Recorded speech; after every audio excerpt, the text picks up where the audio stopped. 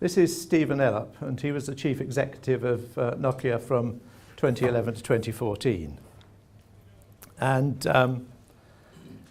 one of the things that he became quite famous for was his burning platform speech. And he compared the situation that Nokia was in to a man standing on a burning oil platform and having to make the decision to be burnt alive or jump into the sea.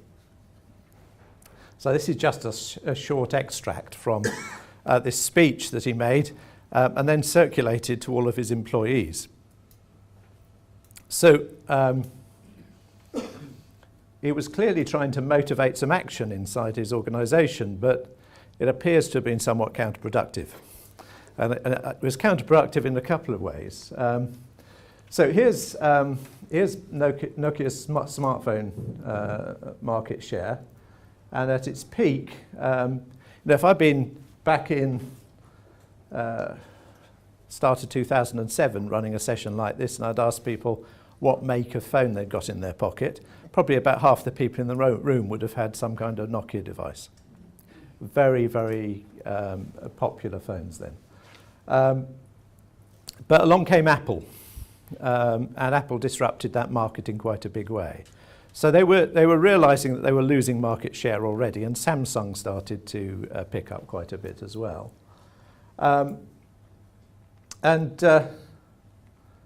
This here is the point, they've started to see that they're on the way down. This is the point at which he makes his burning platform speech and is hoping to turn everything around. Actually, what happens is, if anything, the pace of failure accelerates. He makes a key strategic decision at this point, which is to adopt the Windows Phone interface. They decided that in the face of competition from Apple, their own Symbian platform, they weren't developing fast enough. The kind of obvious thing to do would have been to go with Android. The world was starting to divide between Android and iOS. And they decided that they wouldn't, because it would seem it was too me too with Samsung, and they were really worried about Samsung, and they decided they wanted to do something different. And the key part of the story here, of course, is that for Ellup, it was kind of in his comfort zone because he'd come from Microsoft. So it was a kind of flight back to what he knew and what he was comfortable with. In fact, the value of Nokia continued to collapse, and around about here, it ended up being sold to Microsoft for a fraction of its former value. So you could hardly say that his career there was a glowing success. During his tenure, their stock price dropped 62%, their market share was halved over mobile phones. They continued to do okay in the sort of feature phone market, but obviously the smartphone market was becoming much bigger. And their smartphone market share fell from 33% to 3%. And they suffered a total of 4.9 billion euro loss. So there's two different accounts of what went wrong at Nokia. And the first one is the account that was of common in the financial press at the time. That they were technically inferior to Apple. In fact, not on the hardware side. And one of the strengths of Nokia is they had a massive list of patents that were continuing to bring them in money from, it was the only thing that really kept on going for a while, bringing in money from around the world. They were pretty good phone engineers. But what they hadn't spotted was it was becoming increasingly about the software rather than about the hardware. And their software really wasn't cutting it compared to iOS, for example. They were somewhat complacent. They valued their brand reputation, and that they didn't see the disruption of the iPhone coming. Other people have suggested that they really weren't being very innovative and so on, but here's the puzzle, because this is a company that has reinvented itself multiple times. They started off in the paper pulp industry, and somehow moved their way across to being a phone company through multiple transitions, with a reputation of being really, really innovative and really, really focused on, in the phone market, on innovative engineering of phones. But there is another account of this, and a couple of researchers from INSEAD crawled all over the company post their sale to Microsoft, and they'd been in quite a lot before, and they interviewed in depth a whole range of senior managers, but also people in the middle layers of the company. And they told a different kind of story about what went wrong. And their account was an account of the emotional climate inside the firm. And this goes back to some extent to that burning platform speech. And what they did is they told a story that came out through those interviews of a climate of fear, and two kinds of fear. First kind of fear was the senior managers in absolute panic, and you can almost hear that panic in Ellop's voice as he does that, as you read that burning platform speech, about what was going on in their competitive space. But lower down the organisation, a climate of fear of the senior managers. People, so worried about what was going on in the market that anybody who seemed to be resisting change or giving bad messages was being shouted at on a regular basis. So one of the things that was going on was that middle managers were lying to senior managers on a regular basis. They were being asked, are we on track? And what they noticed was that people who said there's problems and we're not tended not to be in the same job very quickly. Yeah? So what happened? People started being asked, are we on track? And they'd say yes, when they weren't. So actually, the senior management of the company was steering blind. The intense and unrealistic pressures for delivery. And what seems to have happened with Ellop is quite early on, he seems to have formed this view that his equivalent of jumping into the cold water and saving himself was going to be buying into the Windows platform for the phone. And the interesting thing for me is not that he made that decision, but that there's, in all the accounts of the discussions that went on in the company, once that decision was made, there is no sense that at any point was anybody revisiting that decision or continuing to rethink what the options might be. There was no updating going on about where they were going and what the impact of that would be. And there was no thinking about alternative options. Anyone recognise this phone? Samsung battery problem. Yeah. So this is a bit more recent, but I think this is another really interesting example, because for me the interesting story is not that they had a series of exploding phones. It's the process of reaction to that. And first of all, actually, the company senior managers didn't believe the accounts they were getting. They're on record as saying they thought it was customers trying it on. And it, first of all, took quite a while for them to respond to this and recognise that they've got a problem. And secondly, when they did, they didn't recall them immediately. What they said was, we'll have a rolling program of replacement. And they very, very quickly rushed into a very quick analysis of what they thought the problem was and rushed out a replacement. And they hadn't done their analysis right. They hadn't got it right because the replacement phones started exploding. And then, even when the replacement phones started exploding, it took quite a while for them to take the really hard decision of recall. So in the process, a lot of damage got done to their reputation, including, if you're a phone company, having airlines ban your phones from the aircraft is not a good place to be.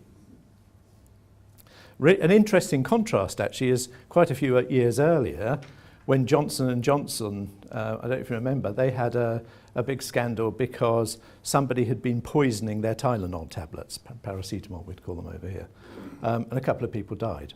And Johnson & Johnson issued at great expense an immediate recall of that whole product line and didn't go out again with the product line until they literally, they invented tamper-proof packaging. And they didn't and the difference was that they got a great deal of credit in the press for their very, very quick and responsive action. Now, in what we don't know quite as much about what went on inside Samsung as we do what went on inside Nokia, but it does sound like there were some of the same factors at play. That there was this getting locked into an early view of the situation that turned out to be wrong, and taking quite a while to update that understanding. Being quite resistant to updating that understanding. And so this is one of the things that myself and David are quite interested in, is this question of not what does it take to take right decisions, because we can never know whether our decisions are going to be right. Yeah? The thing about most plans turn out to be wrong. We need them, but they turn out to be wrong.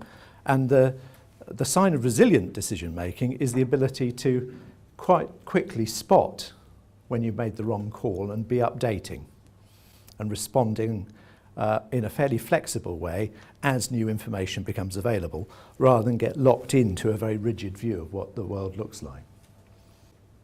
What we've been quite interested in is what is it that humans are quite good at doing in conditions of uncertainty? Because actually, if you think about it, most of the thinking skills we deploy, we've evolved to work in conditions of profound uncertainty, where we really don't know what the world's going to do to us.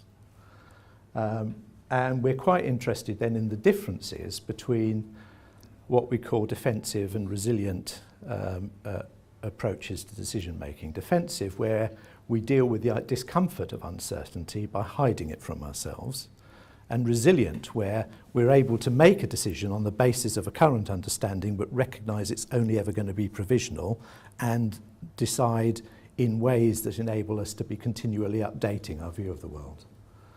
And we're very interested in the ways in which the stories we tell ourselves and emotion play into all of that. So types of uncertainty.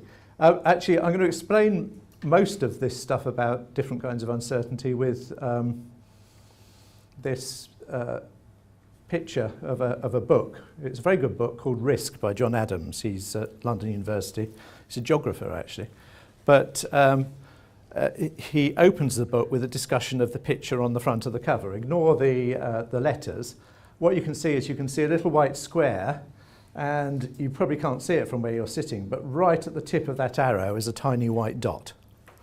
What Adams explains is he explains that the white square represents all of the compounds that have ever been tested to see if they're carcinogenic. And the little white dot represents all of the compounds that have been tested and found to be carcinogenic. Right? So when we think about, and when epidemiologists and oncologists and so on think about the world of cancer risk, they think in a probabilistic way in terms of that little white dot as a proportion of that white square. But here's the thing. The black surface of that book represents all of the compounds in our daily environment that have never been tested. Yeah? And that's the thing, is in most of the decisions we make, we think in terms of the white square and the white dot. We forget about that sea of uncertainty in which we swim all the time, which represents all the stuff that we don't know and is by far the greater part of the story. Yeah? A lot of the time, what economists typically describe when they're thinking about decision making, they're interested in precision. We don't know what's going to happen, but we know some probabilities about what's going to happen. And we make some bets on the basis of those probabilities. And if we make the right kind of bets on a regular enough basis, we'll do all right. But actually, in a lot of the circumstances that we have to confront and make decisions in, we don't know what the probabilities are. Actually, we don't even know what the possible universe of outcomes is, never mind being able to assign a probability to them.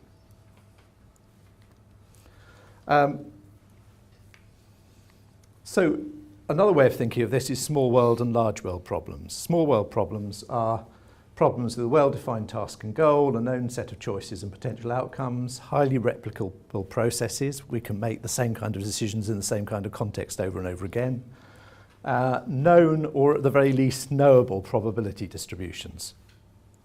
But large world problems, which are the kind that human beings are pretty well adapted to coping with, are ill-structured problems. There's deep uncertainty, complex and dynamic environments, and we very rarely repeat the same decision twice. Yeah? And for me, whilst most of us in our daily work face small world problems on a regular basis, Strategic decisions are mostly of the large world type, it seems to me. Yeah? So how is it that as human beings we cope with large world problems? What is it that we do?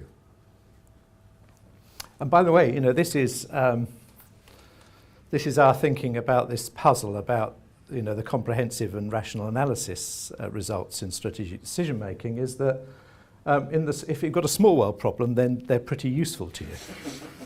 But if you've got a large world problem, actually quite often what they turn out to be is they turn out to be an organisation going through the motions in a tick box way to defend themselves against uncertainty. And it's mostly a kind of ceremonial process that acts as a ritualistic defence against anxiety. And I think we quite often see large organisations engaging in processes which have very little real outcome for the organisation, but are kind of comforting, so we keep on doing them. And lots of classic descriptions of decision making. Here's one. There's a lot like it. Define the problem, identify all the criteria, accurately weight all the criteria according to your preferences, know all the relative alternatives, accurately assess each alternative, and then accurately calculate and choose the alternative with the highest perceived value. And if you've got a small world problem, you can actually do that because you know all the things that ought to go into that process. But most strategic problems, that's not the case. So here's another way of thinking about this, and this is an area of theory that originally developed out of David's work with fund managers, but that we're working on as a basis for thinking about strategic decision making. It's a theory called conviction narrative theory, and it's an account of how human beings make decisions in the face of large world problems. We're natural storytellers. We tell ourselves stories about the world. And it's the idea that in response to uncertainty, we develop stories about the world that will help us decide. And there are emotions attached to these stories, approach motions that take us towards something and avoidance emotions that take us away from something. The point about these stories is we develop those stories until there's a sense of subjective certainty attached to them that enables us to act. Here's the thing, we don't act on thinking. All the evidence is that it's emotions that drive action. Thinking things through can change our attitude, it can have an impact on our emotions, but pretty much every study that psychologists do suggests around decision making suggests that it's emotions that most strongly drive action. So the point of these narratives is developing to the point that there's a subjective sense of uncertainty, subjective sense of certainty about the decision to make. And clearly that will often involve some degree of polarization of emotion. So as I become more certain that I'm going in that direction, and that's all about approach emotions. I want to do this. Or it might be avoidance emotions because I'm fleeing something. That seemed to be what was going on with Ellop. That whole narrative was about fear and about avoiding the danger of the competitive environment.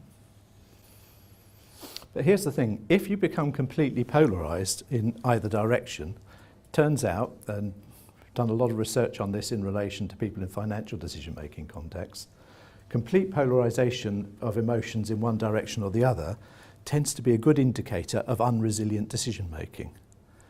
People who are making decisions resiliently tend to have mixed emotions about them when they're in conditions of deep uncertainty because they're not hiding the uncertainty from themselves. And it's a really interesting indicator of people's ability to continually update their understanding of the situation. And this is the key point. And we've seen, there's good evidence of this in financial decision making, but we think this may be a really interesting question to ask ourselves in the field of strategic decision making.